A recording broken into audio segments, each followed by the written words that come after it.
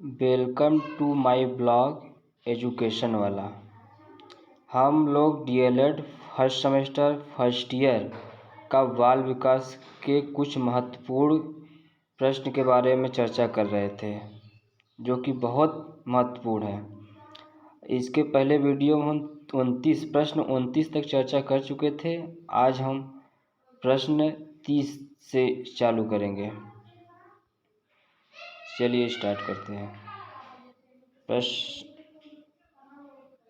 प्रश्न number 13। Gene पियाजे ने बालक के संज्ञानात्मक विकास के कितने अवस्थाएं का वर्णन किया है? 3, 4, 6, 5। कितने संज्ञानात्मक वर्णन किया है? 4। प्रश्न 31। टर्मन के अनुसार प्रतिभाशाली व्यक्ति की बुद्धि लब्धि कितने से अधिक होती है? 120, 100 से, 140 से, 90 से। कितने से होती है? 140। प्रश्न 32। बुद्धि वह शक्ति है जो हमें समस्याओं का समाधान करने और उद्देश्यों को प्राप्त करने की क्षमता देती है। उपयुक्त कथन है। ये किसका कथन है? अ रायबर्न का, ब टर्मन का, स वुडरो का, द बीने का।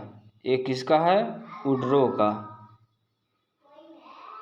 बुद्धि वह शक्ति है जो समस्याओं का समाधान करने और उद्देश्यों को प्राप्त करने की क्षमता देती है। किसका कथन है? वुडरो का। प्रश्न नंबर 33। यदि किसी बालक की शारीरिक आयु 10 वर्ष तथा मानसिक आयु 12 वर्ष है तो उसकी बुद्धि लब्धि होगी। यदि किसी बालक की आयु 10 वर्ष से या 12 वर्ष तक है तो उसकी बुद्धि लब्धि कितना है? उसकी दिमाग क्षमता कितनी तेज होगी? 100 होगी, 120 होगी, 110 होगी, 80 होगी। कितनी होगी? 120 होगी। प्रश्न नंबर 34। बुद्धि का त्रियामी सिद्धांत किसने दिया है? बुद्धि का त्रियामी सिद्धांत किसने दिया था? इसके पहले वीडियो हमने बताया था। जो लोग पहला वीडियो इसका नहीं देखे हैं बाल विकास का, पहले फर्स्ट वीडियो देखने के बाद ही सेकंड वीडियो में आए, सेकंड पार्ट में, तभी उसको समझ में आएगा। क्या है? थर्डन, गिलफोर्ड, थर्डाइक, स्पीयरमैन। किसने दिया है? गिलफोर्ड ने। प्रश्न 35। बुद्धि का एक कारण सिद्धांत प्रतिपादित किया था। किसने किया था? गिलफोर्ड ने, पियाजे ने, बीने ने, थर्डाइक ने। किसने किया था? बीने ने। बीने एक बहुत बड़े दार्शनिक थे जो बुद्धि के बारे में कई अपना सिद्धांत दिए थे। प्रश्न नंबर 36। प्रथम मनोवैज्ञानिक प्रयोगशाला की स्थापना किसने की थी? सिगमंड फ्रॉइड ने, वुडट, थर्डाइक, पावलोव। किसने किया था? वुड। प्रश्न नंबर 37। स्टैनफोर्ड बिने स्केट का विकास किस देश में किया गया था? America, Germany, Japan, France. किसमें किया गया था? अमेरिका में। प्रश्न 38। बुद्धि के द्विव कारण सिद्धांत का प्रतिपादन किसने किया था? गिटमैन, बेकमैन, स्पीयरमैन, गिलफोर्ड। किसने किया था? स्पीयरमैन ने किया था। प्रश्न 39। निम्नलिखित में से कौन सी परीक्षण व्यक्तित्व का मापन करता है? व्यक्तित्व का मापन कौन सा परीक्षण करता है? भाटिया बैटरी परीक्षण, TLT, स्टैनफोर्ड बिने परीक्षण, फूडर प्राथमिकता प्रपत्र। किसने किया था? करते हैं TLT। TLT।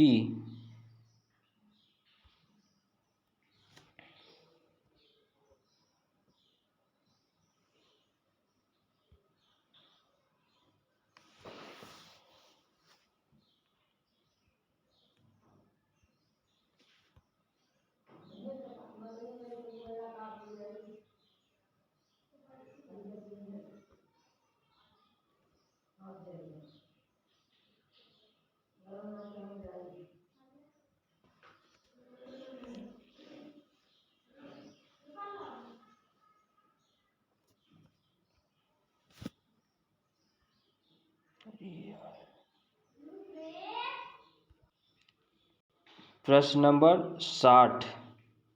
60 में क्या है? मोटिवेशन शब्द की उत्पत्ति शब्द से हुई है। किस शब्द से हुई है? मोटिवेट, मोटम, मूव, मूट। किससे हुई है?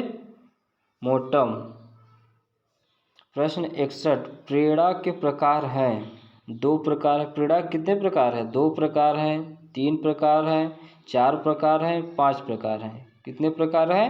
2 प्रकार हैं। प्रश्न 62। प्रेरणा का तात्पर्य है संजीव प्रयास कथन है गुड का, लावेल का, एवरील का, वुडवर्थ का। किसका है? एवरील का। प्रश्न 63। व्यक्ति में विद्यमान वह शक्ति जिसके कारण वह किसी कार्य को करने अथवा न करने के लिए बाध्य हो जाता है कहलाता है अभिप्रेरणा, संवेदना, अभिसरण, प्रतिगमन। क्या है? अभिप्रेरणा। वो क्या कहलाता है? अभिप्रेरणा। प्रश्न 64। अवधान मुख्यतः प्रकार का होता है। इसमें भरना है कितने प्रकार का होता है? अवधान मुख्यतः कितने प्रकार का होता है? 2 प्रकार का, 3 प्रकार का, 5 प्रकार का, 7 प्रकार का। कितने प्रकार का होता है? 2 प्रकार का। अवधान, ये वेरी मोस्ट इम्पॉर्टेंट प्रश्न है। अवधान कितने प्रकार का होता है? ये 1 नंबर में भी पूछ सकता है डायरेक्ट। अवधान कितने प्रकार का होता है? 2 प्रकार के। अभिरुचि मुक्त 65। प्रश्न 65। अभिरुचि मुक्त प्रकार के होते हैं। कितने प्रकार के होते हैं अभिरुचि? 2 प्रकार के, 3 प्रकार के, 5 प्रकार के, 7 प्रकार के। कितने प्रकार के होते हैं? 2 प्रकार के। अवधान अभिरुचि दोनों क्या है? सेम है। अभिरुचि भी 2 प्रकार के होते हैं, अभिधान भी कितने प्रकार के होते हैं? 2 प्रकार के। प्रश्न अब चलते हैं प्रश्न 66। स्मृति एक आदर्श पुनरावृत्ति है कथन है स्टाउन का, पावेल का, क्रो का, मन का। किसका है? स्टाउन का। प्रश्न 67। स्मृति का अंग नहीं है सीखना, धारण, चिंतन, पहचान। कौन सा है? कौन सा नहीं है? चिंतन। प्रश्न 68। ऐसी मानसिक प्रक्रिया जिसमें व्यक्ति पूर्व में धारण याद किए गए सामग्री को पुनः समृद्ध करने में असमर्थ हो जाता है कहलाता है क्या? समन, दमन, विस्मरण, समंजन। क्या कहलाता है? विस्मरण। प्रश्न 69। सामूहिक गणना का विज्ञान है परिभाषा दी। क्या है? वाडिगटन ने किसने दी है? सामूहिक सांख्यिक गणना की विज्ञान है। सांख्यिक गणना का विज्ञान है किसने दिया है? वाडिगटन ने, कार्वेल ने, बाउले ने, वालिम्स ने। किसने दिया है? बाउले ने। प्रश्न 70। सांख्यिकी का जन्मदाता कहा जाता है। सांख्यिकी का जन्मदाता किसे कहा जाता है? आकेनवाल को, केंडाल को, बाउलेन को, टेटन को। किसको कहा जाता है? आकेलन को। प्रश्न संख्या 71। प्रश्न संख्या 71 क्या है? निम्न में से कौन सा कथन सत्य नहीं है? अ सांख्यिकी व्यक्तिगत इकाइयों का अध्ययन करती है। ब सांख्यिकी किसी समस्या के केवल संख्यात्मक स्वरूप का अध्ययन कर सकती है। स सांख्यिकी केवल नियम दीर्घकाल तथा औसत रूप से सत्य होती है। सांख्यिकी केवल साधन है, समाधान नहीं। क्या है? सांख्यिकी व्यक्तिगत इकाइयों का अध्ययन करती है। इसका आंसर होगा अ। प्रश्न संख्या 72 आई का अर्थ है। प्रश्न इतना आसान है। आई का अर्थ क्या होगा? L minus L2, L2 minus L1, L1 into L2, L divided by L2। क्या होगा? L2 minus L1। प्रश्न संख्या 73 क्या है?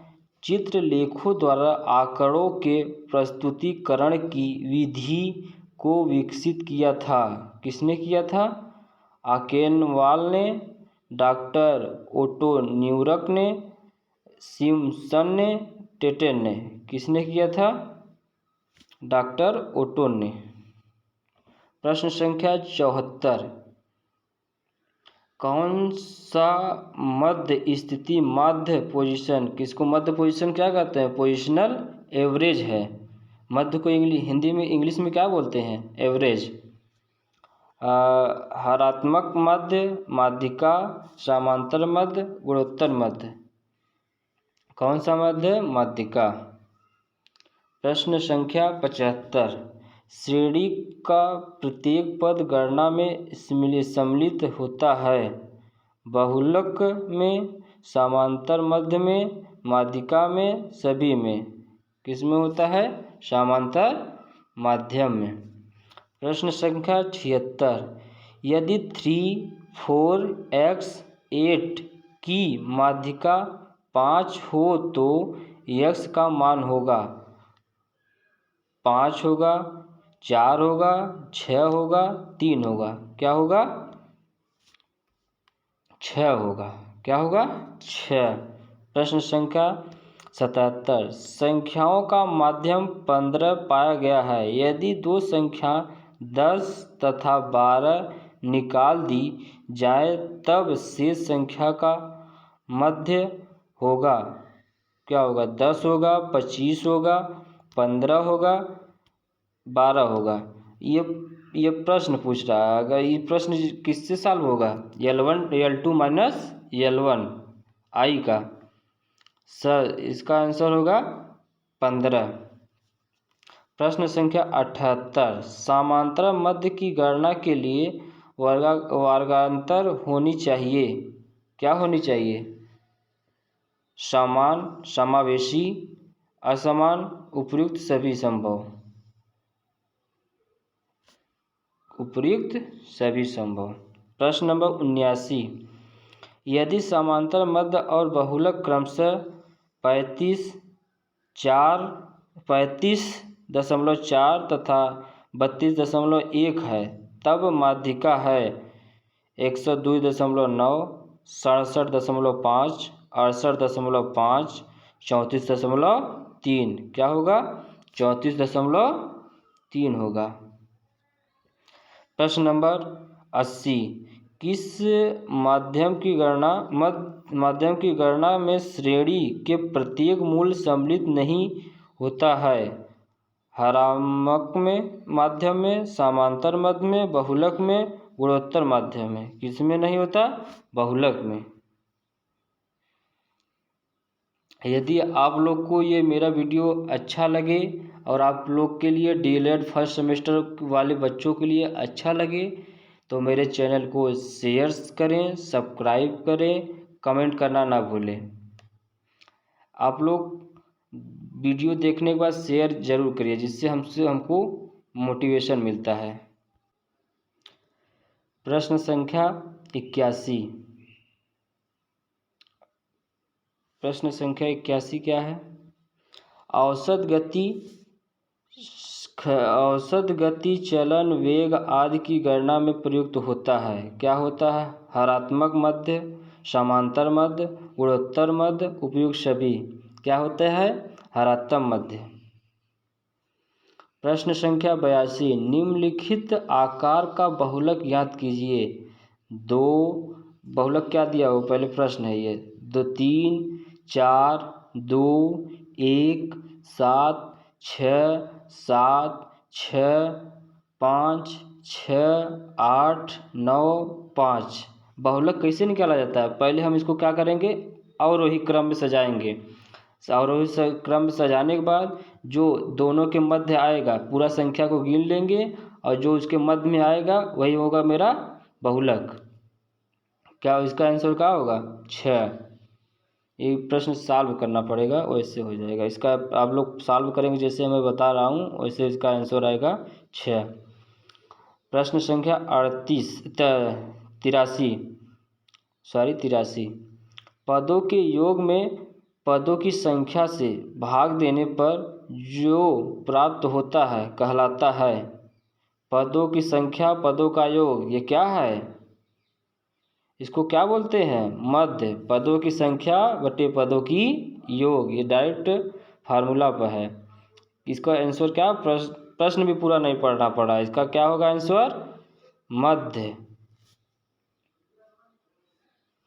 प्रश्न संख्या 84, बाल विकास की अवस्थाएं होती हैं 2 से 3 से 4 वर्ष से 5 वर्ष से।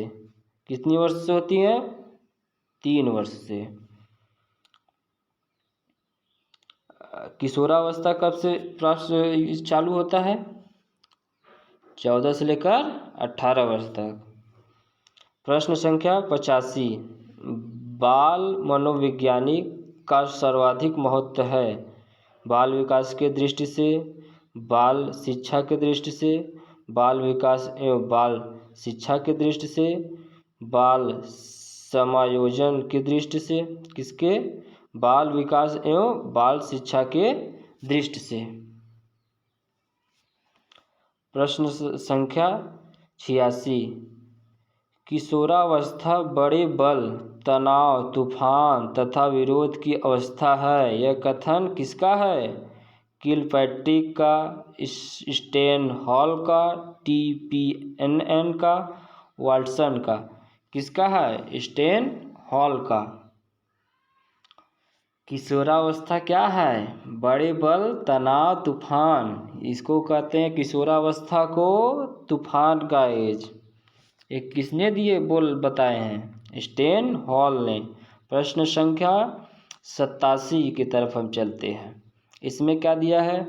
प्रयास तथा त्रुटि सिद्धांत के प्रतिपादक हैं। प्रयास तथा त्रुटि सिद्धांत के प्रतिपादक कौन है? देखिए, ये प्रश्न 2017 में पूछा गया है डीएलएड फर्स्ट सेमेस्टर में।